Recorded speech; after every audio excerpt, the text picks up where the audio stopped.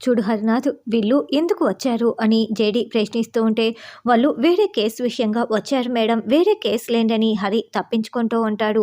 ఏంటి లాయర్ గారు, మీరు ఎందుకు వచ్చారో చెప్పండి అని జేడి అడగటంతో, కేదార్ని విడిపించటం కోసం బెయిల్ తీసుకువచ్చాను మేడం, ఇతను వదలడం లేదు అని లాయర్ చెప్పటంతో, లాయర్ బెయిల్ తీసుకువచ్చి ఇక్కడే ఉన్నప్పుడు అక్యూసుని నువ్వు వదిలేయాలి కదా. చూడు Harinath, assistant commissioner of police నేను, అక్షరాంత సాఫ్ట్ అయితే కాదు, బెజవాడ మొత్తం నీ గురించి తెలుసు. ఈ 15 ఇయర్స్ సర్వీస్లో 4 సస్పెన్షన్లు, 4 ట్రాన్స్ఫర్లతో నువ్వు ఎలాంటి అన్యాయాలు చేస్తున్నావో మొత్తం నీ గురించి తెలుసుకొనే వచ్చాను. కాకి యూనిఫామ్ వేసుకుంది న్యాయం చేయటానికి, నువ్వు ఎలాంటి అక్రమాలు చేస్తున్నావో మొత్తం తెలుసుకొనే వచ్చాను. బెజవాడలో చేసినట్లు ఇక్కడ కూడా చేస్తానంటే నేను చూస్తూ ఊరుకోను. చెప్పాను కదా నేను అక్షరంతా సాఫ్ట్ కాదు అని, నీ తాట తీస్తాను. నువ్వు ఇక్కడికి వచ్చిందే కేదారు అమాయకుడు, అతన్ని జైలుకు పంపించటానికి వచ్చావు కదా. నేను తలుచుకుంటే ఇప్పటికిప్పుడే నిన్ను సస్పెండ్ చేయగలను, కానీ నేను అలా చేయను. నీ చేతే ఈ కేసుని సాల్వ్ చేయిస్తాను.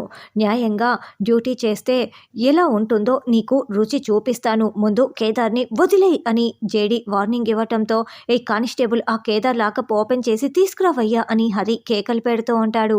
చూడు కేదార్, నువ్వు పోలీసులు ఎప్పుడు పిలిస్తే అప్పుడు ఇన్వెస్టిగేషన్కి రావాల్సి వస్తుంది. నీ ఫోన్ని స్విచ్ ఆఫ్ చేయకూడదు, సిటీ దాటి వెళ్ళకూడదు అని దాత్రి చెప్పటంతో, అలాగే మేడం అని కేదార్ చెప్తాడు. చూడు, నువ్వు ఎవరికైతే కొమ్ము కాయటానికి ఇక్కడికి అక్రమంగా వచ్చావో వాళ్ళని నీ చేతులతోనే పదవిలో నుంచి దించేస్తాను.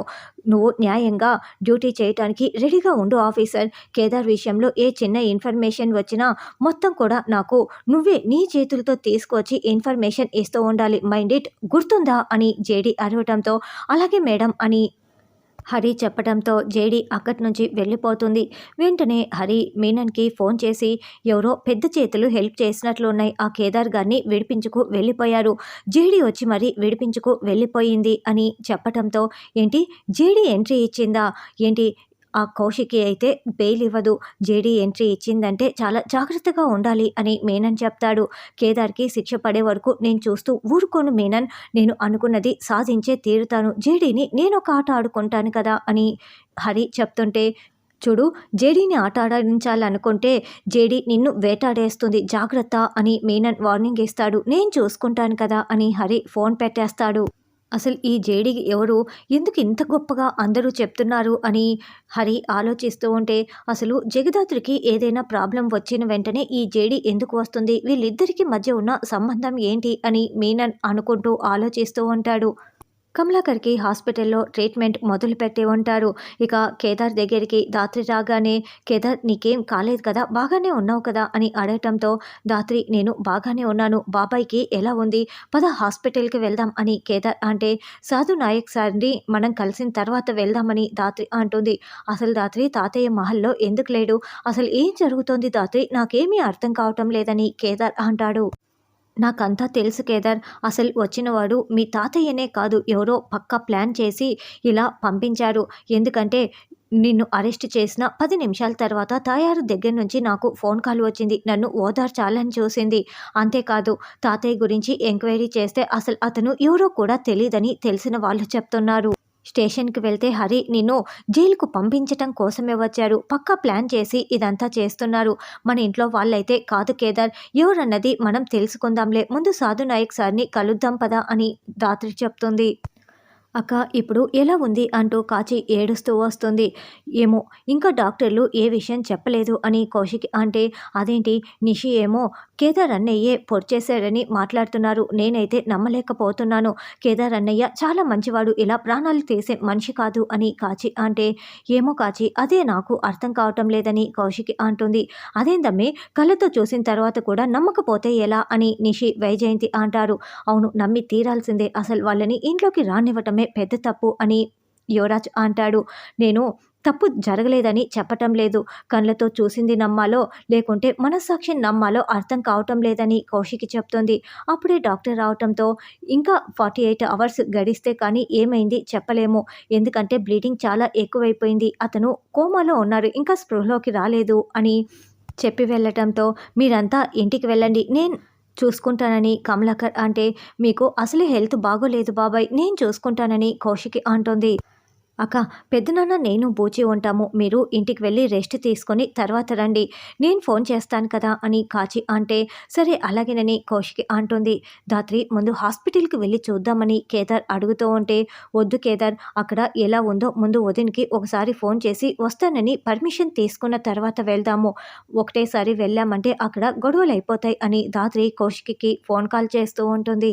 ఏంటొదిన ఫోన్ వస్తుంటే లిఫ్ట్ చేయటం లేదు ఎవరు అని నిషి అడగటంతో జగదాత్రి కాల్ చేస్తోందని కౌశికి చెప్తుంది. ఇప్పుడు ఆయమ్మి ఎందుకు కాల్ చేస్తోందని వైజయంతి మండిపడుతూ ఉంటే నిషి ఫోన్ లాక్కొని స్పీకర్ ఆన్ చేసి ఎందుకే మళ్ళీ కాల్ చేశావు అని అరుస్తూ ఉంటుంది. ఏ మా మరిది ఉన్నాడో చచ్చాడో తెలుసుకోవడానికి ఫోన్ చేశావా అని వైజయంతి అంటే, అలా మాట్లాడకండి అత్తయ్య గారు, ఎలా ఉందో తెలుసుకోవటానికి అక్కడికి చూడటానికి వస్తామని ఫోన్ చేశాము, ఒక్కసారి వదినికి ఫోన్ ఇవ్వండి అని రాత్రి అంటుంది. ఏమో మధ్యలో సగం ప్రాణాలే పోయాయి కదా, పూర్తి చేయటానికి ఇక్కడికి వస్తున్నారేమోనని యువరాజు నిషి నోటికి ఇష్టం వచ్చినట్లు మాట్లాడుతూ ఉంటారు. వదిన ప్లీజ్ ఒక్కసారి మేము అక్కడికి వచ్చి చూస్తామని ధాత్రి వేడుకుంటూ ఉంటుంది. అసలు ఆ కేదార్ గాడే చంపేసి మళ్ళీ ఇప్పుడు ఇలా మాట్లాడుతున్నారా? నా తమ్ముడికి ఏమైనా కావాలి, కేదార్ గారిని అస్సలు వదిలిపెట్టను అని సుధాకర్ వార్నింగ్ ఇస్తూ ఉంటాడు. వదిన ప్లీజ్ అని ధాత్రి వేడుకుంటూ ఉంటే, మేమే ఇంటికి వస్తున్నాం జగదాత్రి, నువ్వు ఇప్పుడు ఇక్కడికి వచ్చి కూడా ఏం ఫలితం ఉండదు కాబట్టి ఫోన్ పెట్టేసేయ్ అని కౌశికి ఫోన్ పెట్టేస్తుంది. కాచి అక్కడే ఉండటంతో మిగతా అందరూ కూడా ఇంటికి వస్తారు.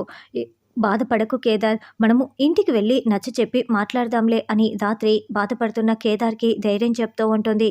ఇక ఇంటికి రాగానే ఎలా ఉంది జగదాత్రి వదిన, అన్నయ్య రాలేదేంటి అని శ్రీవల్లి ప్రశ్నిస్తూ ఉంటే, నోరు మూసుకుంటావా అని వైజయంతి శ్రీవల్లి చెంప పగలగొట్టి, ఇంకొకసారి వాళ్ళ గురించి మాట్లాడావంటే నిన్ను కూడా బయటికి గెంటేస్తాను జాగ్రత్త అని వైజయంతి వార్నింగ్ ఇస్తూ ఉంటుంది.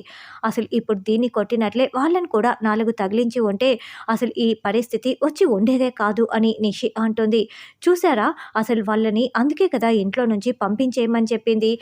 కేదార్ని చూసి నేర్చుకో నిషి, జగదాత్రిని చూసి నేర్చుకో అని చెప్పారు, ఇదే నేర్చుకోవాల్సింది అని యువరాజ్ నిలదీస్తూ ఉంటే, ఇలా జరుగుతుందని మాకు మాత్రం ఏం తెలుసని సుధాకర్ అంటాడు. మేము ముగ్గురం ఎన్నోసార్లు చెప్పి చూసాము, మన కుటుంబం అని మీతో మేము మాటలు కూడా పడ్డాము, అయినా మీరు విన్నారా? ఇలాంటి పరిస్థితి వస్తుందని మాకు ముందే తెలుసు అని వైజయంతి నిషి యువరాజు చెప్తూ ఉంటే, అప్పుడే జగదాత్రి కేదార్ లోపలికి వస్తూ ఉంటారు. ఏయ్ ఆగండి, ఏ ముఖం పెట్టుకొని మళ్ళీ ఇక్కడికి వస్తున్నారు, మర్యాదగా వెళ్ళిపోండి అని నిషి అరుస్తూ ఉంటుంది. అది కాదు, ఒక్కసారి నేను చెప్పేది వినండి అని ధాత్రి వేడుకుంటూ ఉంటుంది. అసలు మీకెవరు బెయిల్ ఇచ్చారే అని నిషి నిలదీస్తూ ఉంటే, తెలిసిన లాయర్తో మాట్లాడి నేను కేదార్కి బెయిల్ ఇచ్చి తీసుకువచ్చాను, అసలు కేదార్ ఏ తప్పు చేయలేదు, ఒక్కసారి మేము చెప్పేది వినండి అని ధాత్రి కేదార్ బతిమలాడుతూ ఉంటే, ఏందమ్మి చేసిందంతా చేసేసి ఏ ముఖం పెట్టుకొని ఒక్కసారి మేము చెప్పేది వినండి అని మాట్లాడుతున్నావు, నోరు మూసుకొని వెళ్తారా లేదా అని వైజయంతి నిషి యువరాజ్ ముగ్గురు విరుచుకు పడిపోతూ ఉంటారు.